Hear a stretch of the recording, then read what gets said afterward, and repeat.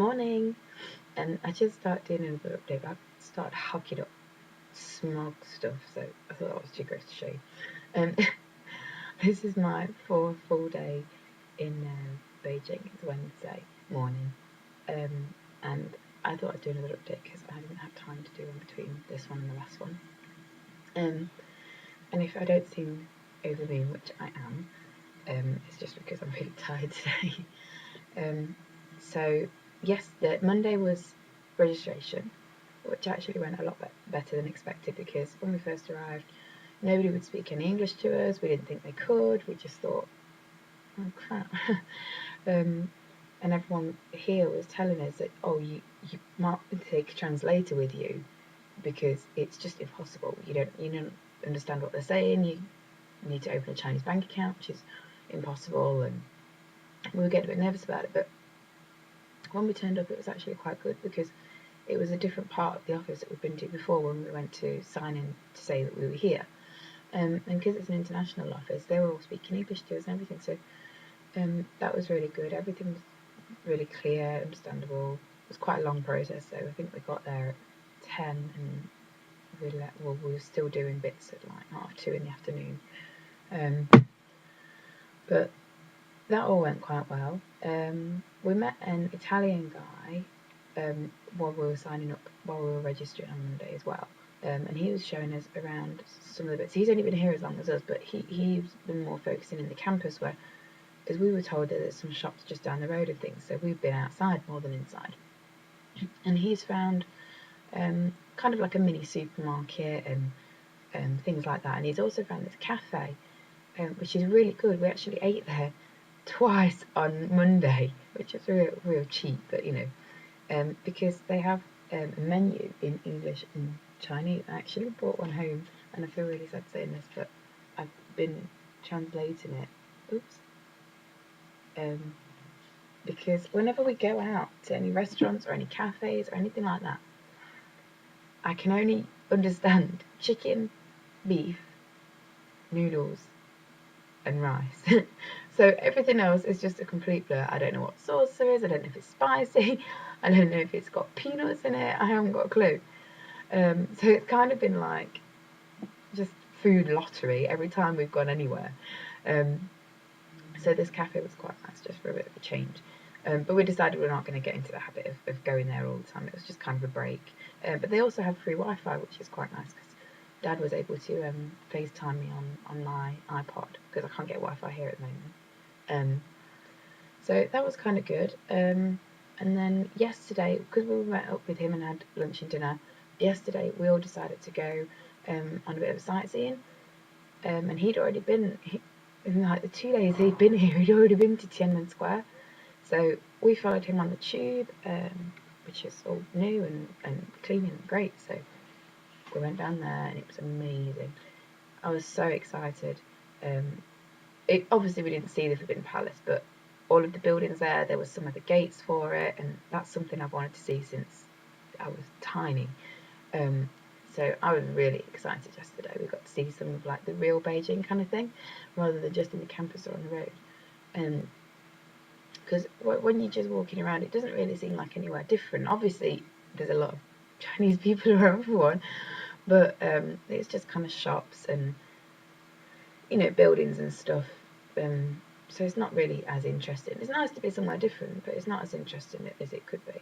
So it was really, really good to get out, go see some bits. We found there's a zoo as well, which is like one stop down the road. So there's a big Beijing zoo, so we want to go there one time. Obviously going to go to the Forbidden Palace at some point. There's a swimming centre actually we found as well. So there's lots to do, but we're just not going to pack it all in because we've got quite a while here. But that was really good. And the funniest thing was, everyone on Facebook will know this already, but it was so bizarre, because we got down to the big red building where there's a big picture of Chairman Mao, and we got down to there, and I started I asked you to take a picture of me, and then all these Chinese people kept coming up and tapping me on the shoulder and kind of like, holding the camera, you kind of thing. Which I thought was really weird. And I was like, okay, you can have a picture if you want. And then as soon as we'd finished having a picture with them, someone else came and tapped me on the shoulder and said, can I have one? And it was like almost like a cue to have a picture with me, which was really weird because I just felt like I was supposed to be famous or something. You know, everyone wanted pictures of me and stuff.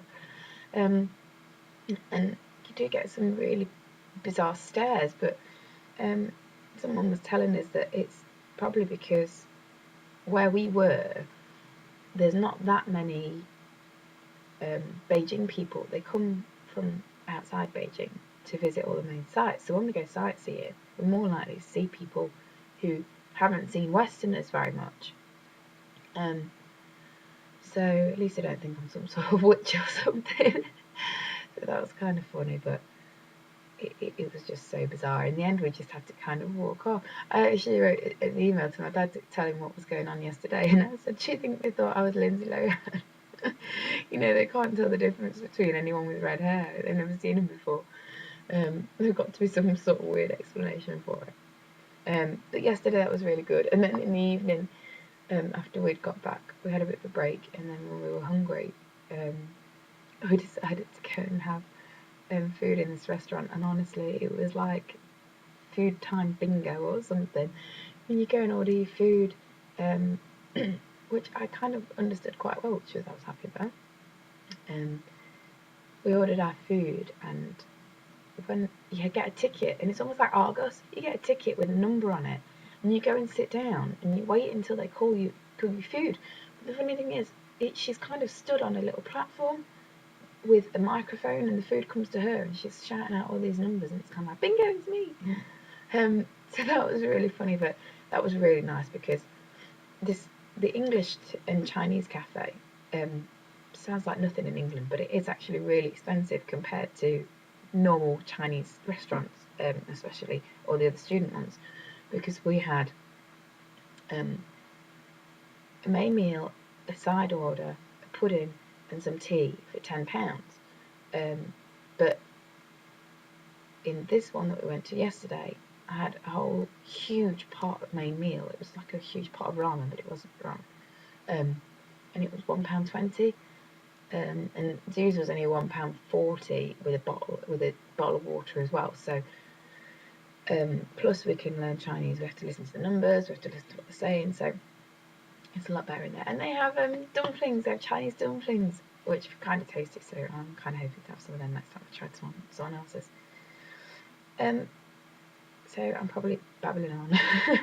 I don't really remember what I start saying, and then I just kind of go off at one. So anyway, today we have a test in about an hour to test our level of Chinese, to see what group we're going to be in. And I was not panicking, but I was kind of thinking, I wonder if I should dumb it down a bit, because if I do as well as I possibly can, they might put me into a group which is too hard. And if I can't understand anything, I'm not going to learn anything. If I can understand a little bit, I can learn the rest of it. But someone was saying to me, it doesn't matter. Sorry, I'm still a little bit poorly. Someone was saying to me, it doesn't really matter if you find it too hard, because you can move down. But if you find it too easy, if you dumb it down and you go into an easier group, if you find it too easy, it's quite hard to move up a group. And I tend to get a bit bored and restless if I'm finding it a bit boring and too easy.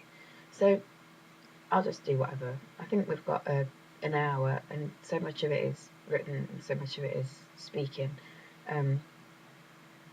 But I don't know how many groups they've got anyway. They can't have that many.